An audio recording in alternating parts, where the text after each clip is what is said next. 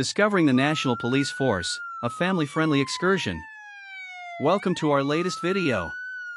Today, we're taking you on a thrilling adventure to the OITA DMV, where police officers on motorcycles will showcase how they are tested for their licenses.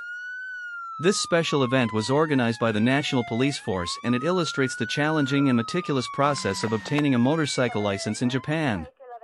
The officers on bikes demonstrated some impressive maneuvers that left us in a wow.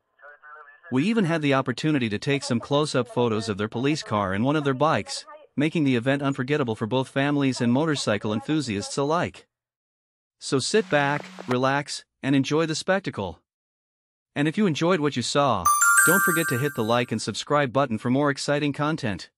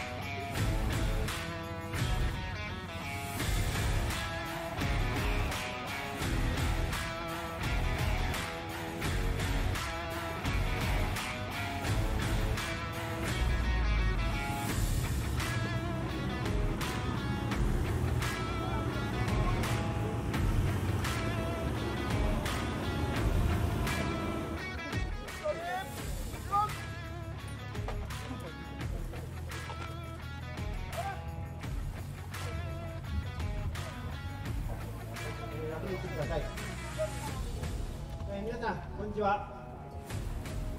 今日はこのようにいい天気になりまして、競技大会日和となっております。また、ご覧の通り、多くの近隣の方がいらっしゃいました。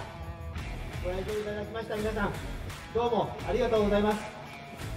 共に過去最小となりましたが、今年度も一人でも多くの方が、一人でも少なく、事故を減らす、また一件でも警察白バイ安全運転競技大会競技規則にのっとって行い、交通事故のない安全安心な大分県のため努力することを誓います。